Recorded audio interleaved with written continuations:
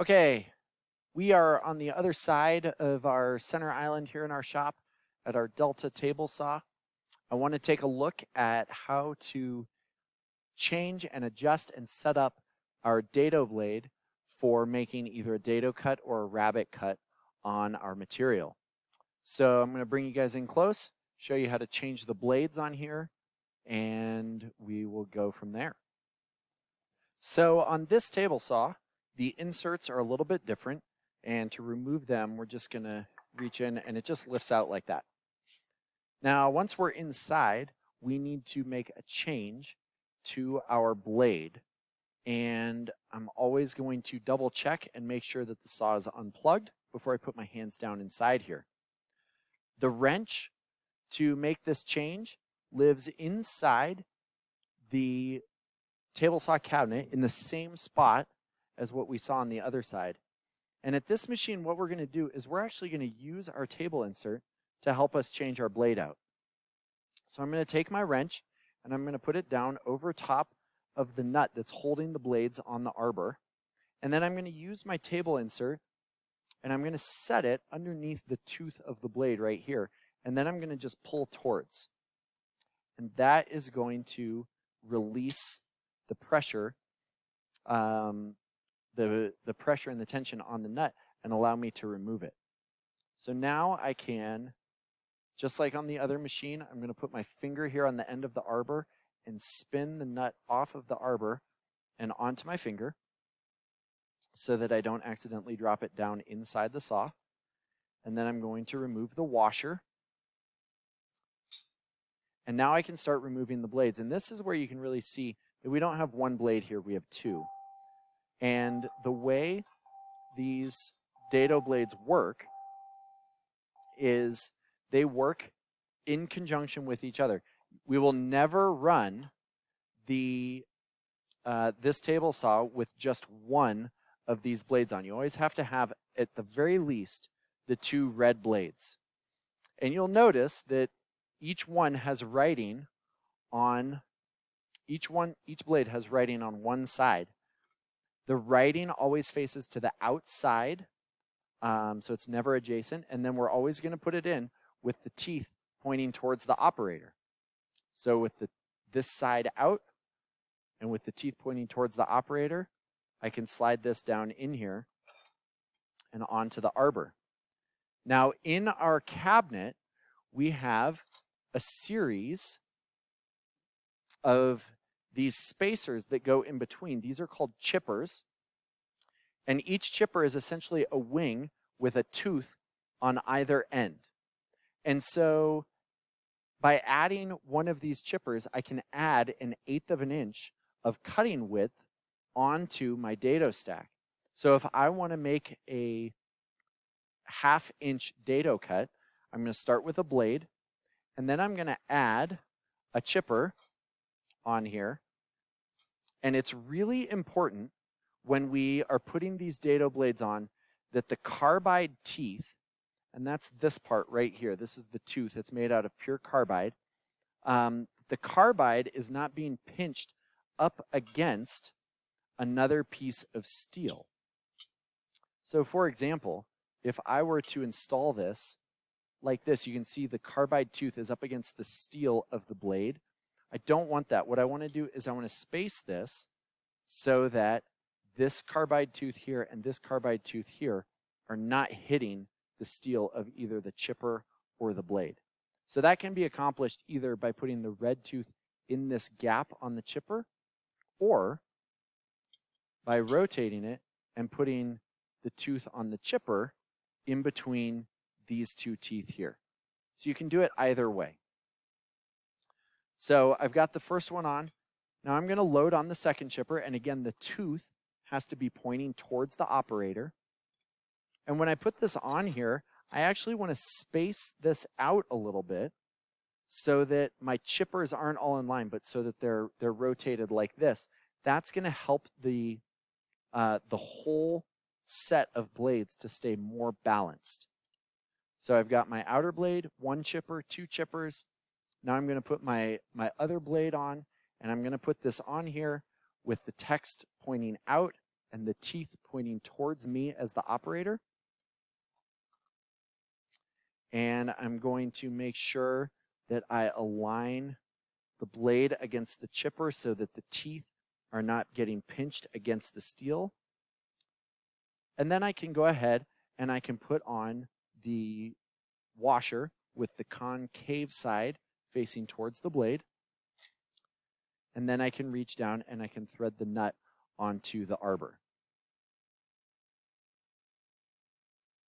Now I'm just going to finger tighten this, and then once I've got it finger tight, I'm going to rotate the blade away from me and just check my spacing to make sure I don't have my teeth getting pinched up against the steel of the adjacent blades.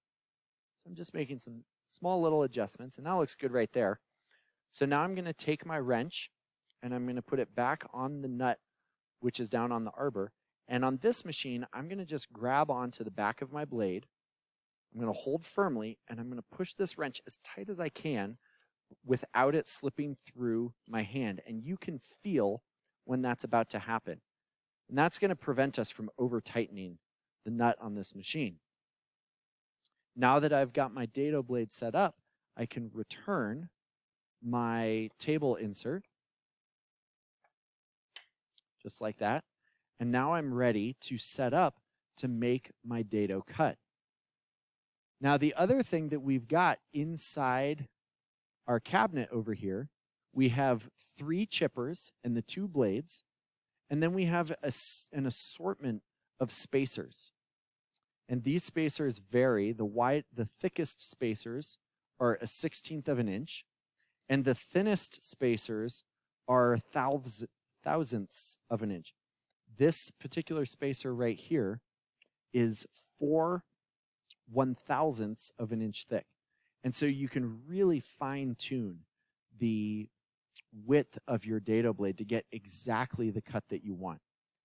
It is worth taking the time to get this exactly right so that you get a good snug fit with your material.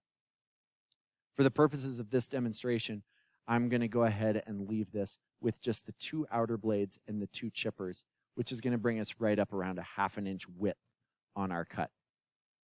The next thing I'm going to do is I'm going to set my rip fence, because oftentimes when we're making a dado or a dado cut, we want that dado to run the full length of our workpiece in a straight line parallel with our edges.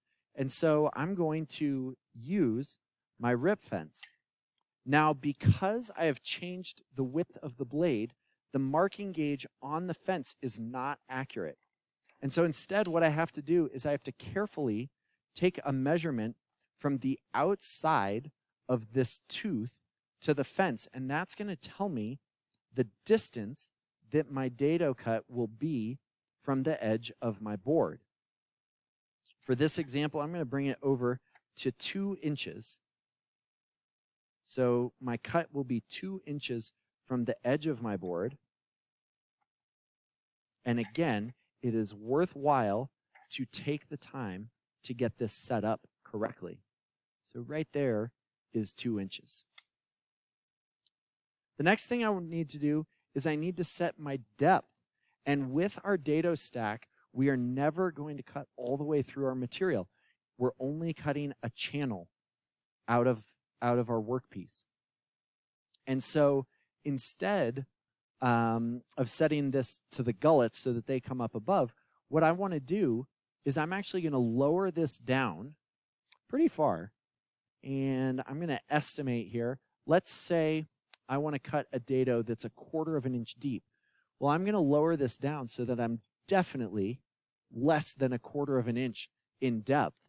And then I'm going to make multiple passes on a test piece to get it exactly where I want it.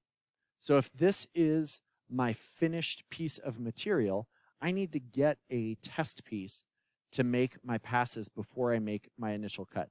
So I'm going to set this one down, and I'm going to go grab a scrap piece of material out of my scrap bin to make this cut on.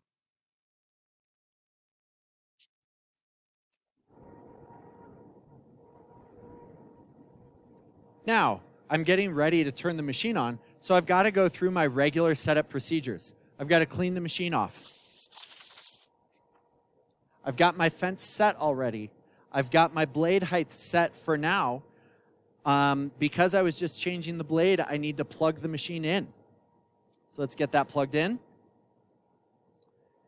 And now I'm ready to make my test cut. And you can see I've just brought over a small piece of material to make this test cut on. And what I'm going to do is I'm going to just hold this piece right here, and I'm going to cut out over a little ways, and then I'm just going to back up off of that cut to check the depth and the width of the cut that I'm making. So the machine is on. I'm still on the blade side of the fence, so I can push down and in. And because the blade is not going to cut all the way through this material, I can make this cut just like this. Cut part way through, and then back up. And you can see that I've cut this channel, this dado, in my workpiece. Now I said I want to achieve 1/4 of an inch depth of cut, and right now that's about 3/16. So I've got to go another 1/16 before I'm in the right spot. So I'm going to raise my blade up a little bit, and I'm going to run my test cut again.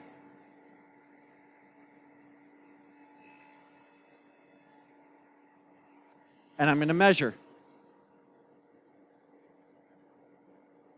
And that is just a little bit short. Very small adjustments on this, because if you cut too far, you can't undo that.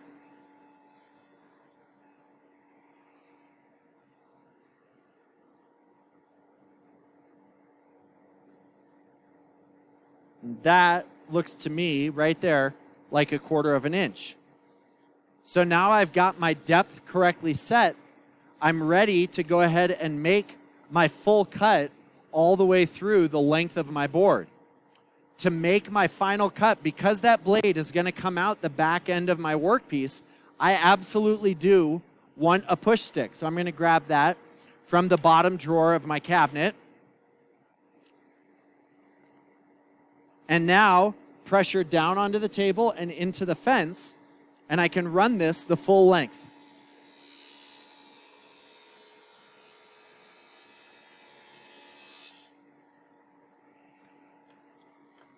When I'm finished, I'll turn the machine off, and I can retrieve my workpiece, and you can see that I have just cut this dado, this channel, the full width of my board, a consistent distance from the edge, and a consistent depth the entire way down. You can see it right there.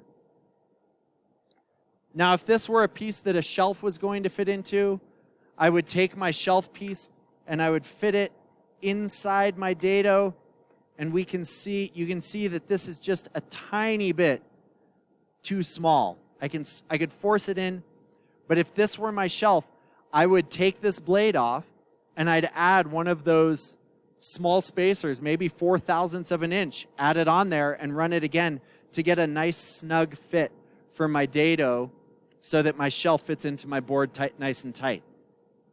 And that's our process for making a dado cut. Now, if I were finished, I would clean the machine and I would walk away. The other cut that we might make at the table saw using our dado stack is called a rabbet. And a rabbet is nothing more than a dado cut, but right up against the fence at the edge of our board. So instead of creating this U-shaped channel in the center of our board, we're going to make an L-shaped channel right along our edge. So to do that, what we would do is bring our fence right up next to the blade. But I don't want to cut into this surface on this fence. I want to maintain this surface. So instead, what we have is a sacrificial fence. And it lives underneath the table on the side of our cabinet right here. And you can see that it says, it's labeled that this is the rabbet fence, so don't throw it away. And when we look at the top, it's got a couple of holes drilled down into it. And what those holes allow is for us to set this up against the fence. And then in our top drawer, we have 2 universal fence clamps that look like this. And this clamp drops down into the hole in that piece and then tightens against the rip fence of our saw. So there's one. I'm going to put the second one in. And now what this does for us is this gives us a straight edge on our rip fence that I can run my board up against, but I'm not concerned with this blade nicking into the this fence. This is a sacrificial fence. So now what I can do is I can slide this over, and I'm going to just knock it over slowly and try and get to a point where it looks like the blade is touching the fence. And what you'll notice is I'm tapping it with my knuckle, and then I'm locking it down. The reason I'm locking and unlocking constantly is that when we lock this fence, it aligns the blade correctly. And sometimes when I tap it, only the far end moves and this end doesn't move. So by realigning, I make sure I've got it in line the way that I want. So this looks pretty good right here. I'm going to grab my scrap piece of material and I'm going to run a rabbet test cut on this piece to make sure that it's going to do what I want and turn out the way that I want it to. So for this one, I am going to use my push stick, and I'm actually going to turn this piece this way so that my push stick has a little bit better grip here on the back end of this because of that wane right there. Maybe we'll turn it sideways this way. That actually feels the best. Okay? So I can turn on my saw, pressure down and into the fence,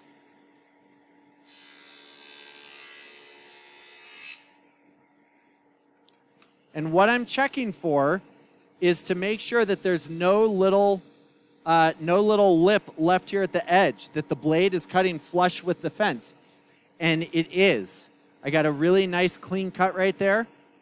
And so now what I can do is I can bring my finished piece over and get that in position, and I'm going to make my rabbet cut along the edge of my board.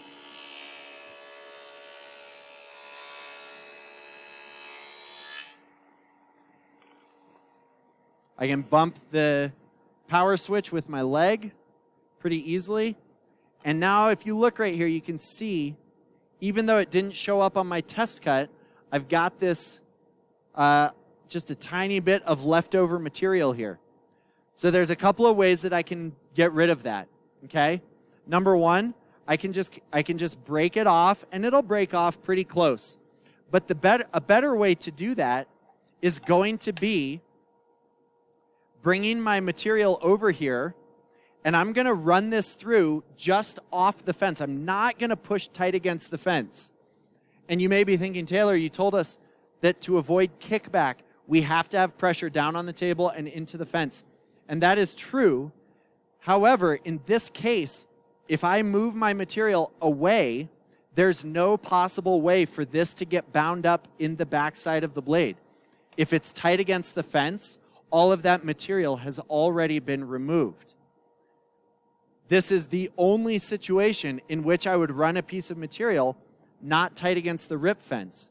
And again, that situation is I ran it tight once, and now I have to move it away to just remove this little bit of leftover material. And you can see it's not much at all. So I'm going to turn the machine on, and I'm looking down right here to just make sure I have a small gap.